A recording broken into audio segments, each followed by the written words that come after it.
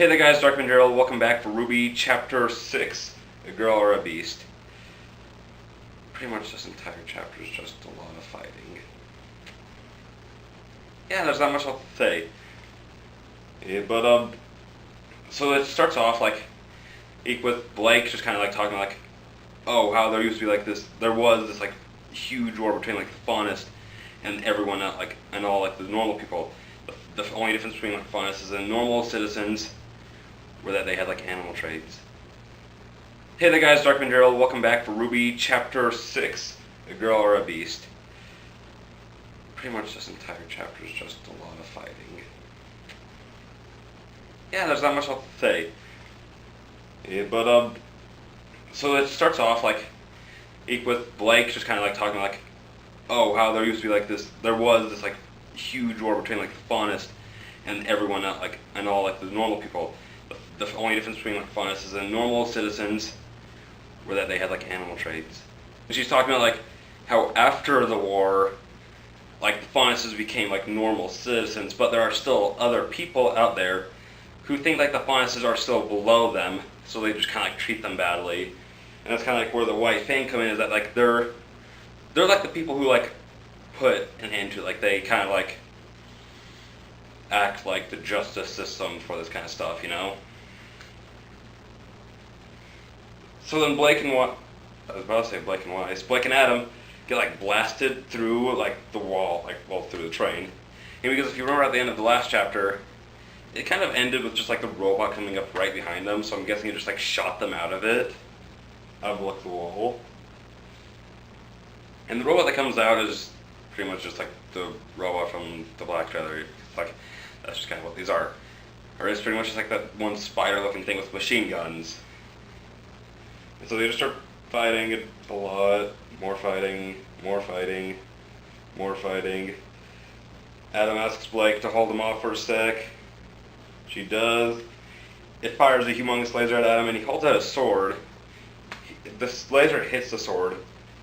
Adam starts glowing and just cuts the robot in half. And my theory about what Adam's thing is, what his semblance is, because this also has grounds built up for my theory has stuff built up for it through what happened in Volume 3, and if you don't want any Volume 3 spoilers, you just skip to where I put where I end and stop talking about this.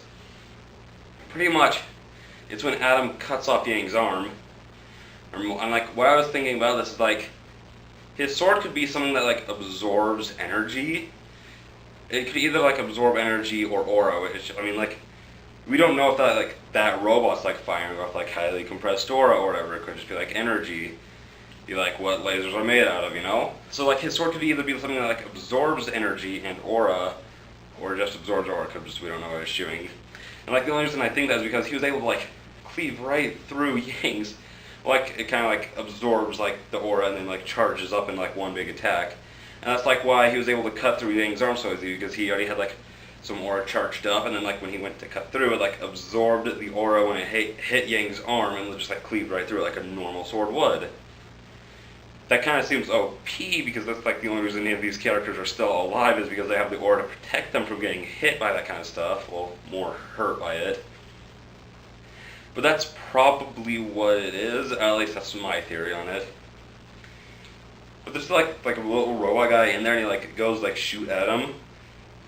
Blake just kind of cuts him apart. She says, "You're getting kind of sloppy," and Adam says, "Well, that's what I have you for." And then she says "Well, not really anymore."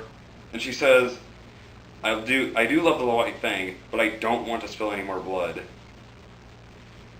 And Adam in these couple panels just looks completely destroyed. He's just sitting there looking at after Blake cut the train in links, and he's just no. He's just watching her ride off. And then she says goodbye, and that's the end of the chapter. Now, I don't mind that it was an all fighty chapter. But I would be more okay with it if all of these 2-part chapters were put into one thing, because again, it's a monthly series, so it should give us more. And something I had a problem with RWBY and Dragon Ball Super is that they're both monthly series, but they don't give as much as a monthly series should. I let it more slip with like I let it slide more with Dragon Ball Super because there's more to it. Like I think the shortest chapter of Dragon Ball Super was like 25 pages. The longest chapter of this has been like 19. Now I don't think it like Dragon Ball Super like gets a free pass. No, I feel like if it's going to be a monthly series, each chapter should be at least 35 pages at like that should be like the lowest amount. Whereas like 34 is like the average length for a chapter in Dragon Ball Super is like 25 to 34. That's like the average length for a chapter in it.